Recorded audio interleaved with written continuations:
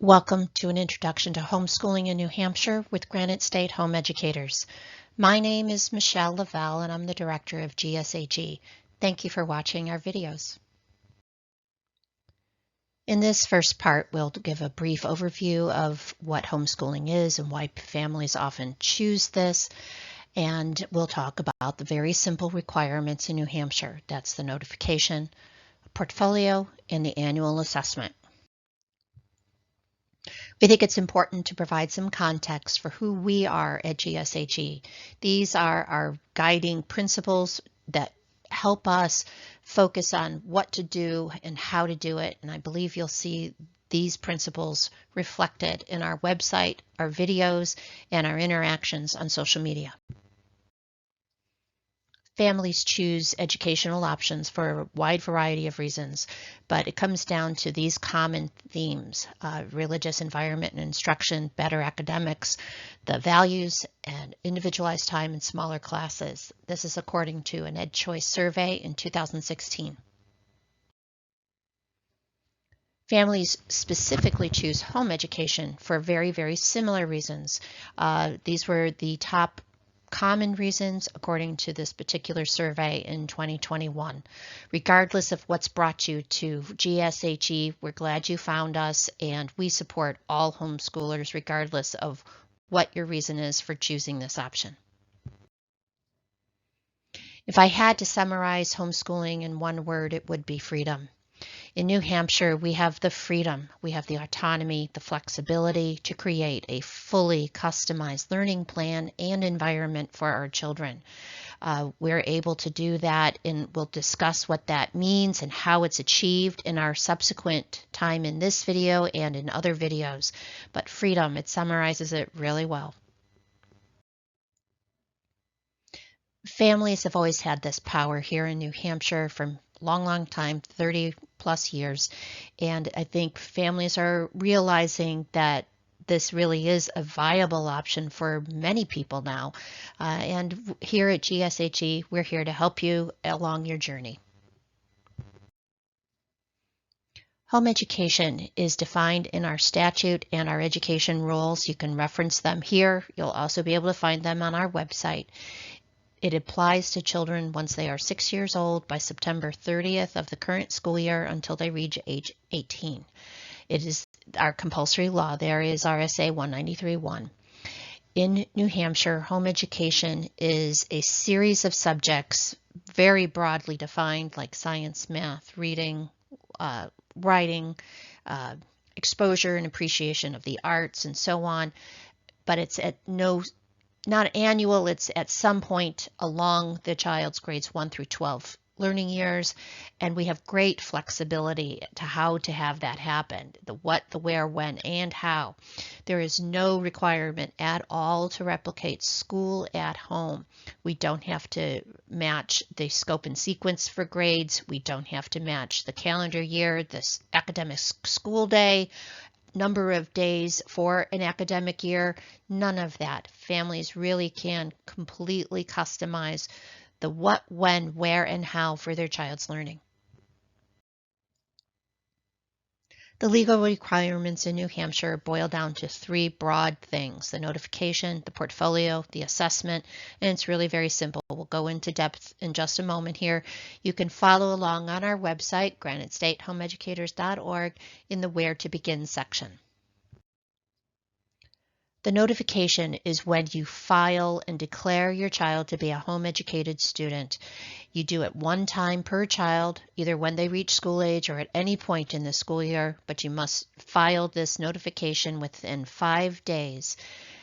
It must include the child's name, address, and birth date, the parents' names and daytime phone number, and the date the home education will begin. You can file this at any time in the school year, in the summer, doesn't matter. You can have full options as to when that happens, but it must be filed within 5 days once your child is school age.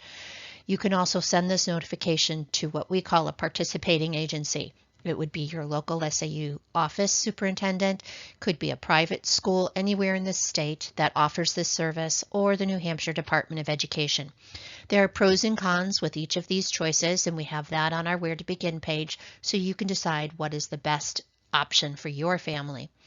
This participating agency must file an acknowledgement letter to you within 14 days. It is not permission or approval. That is beyond their authority. They simply acknowledge your decision and confirm it. You save that piece of paper in a safe place for the duration of your home ed program, and you only need to interact with them one more time should you move or end your home ed program at some point in your child's compulsory attendance years. All homeschoolers must keep and maintain a portfolio. The portfolio is a simple reading list. It can be just a list of titles. It does not have to be broken out by subject or by author. It does not need to note the number of pages read or the amount of time spent. It can even be books you read together. It can be audiobooks. It can be any type of reading material at all, so long as it's a reading list. The portfolio must also include work samples from the beginning, middle, and end of your child's academic year of whatever your child worked on. It can be in any format. It can be electronic format, pieces of paper. It can be works of art. It could be video recordings. It could be photographs, whatever you want. You can also keep it in any format you want. It could be all thrown into a great big box. It can be kept on a thumb drive. Doesn't matter. We have more of this information on our website, but you keep this portfolio for a minimum of 2 years. Keep all those records in a safe place, and this portfolio could be used as the basis of your annual assessment. We'll get into that in just a moment, but this portfolio also remains the private property of the family. If you do withdraw your child partway through the school year, you can use your child's work in that previous environment, such as report cards or worksheets, tests, whatever you have, as part of your child's portfolio for the school year. The annual assessment is the third and final part of the simple requirements for homeschooling in New Hampshire.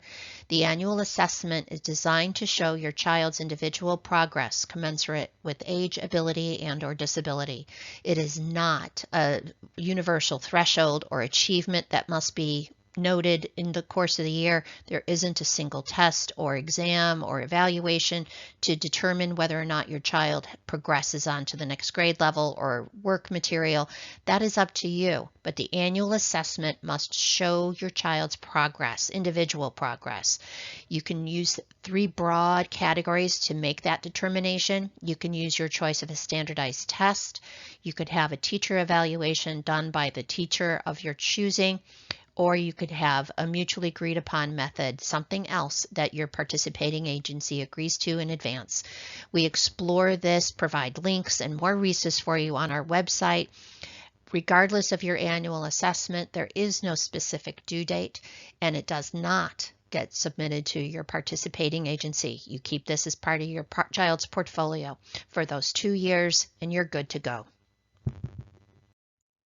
That's it. Pretty simple, not as scary as some folks would think.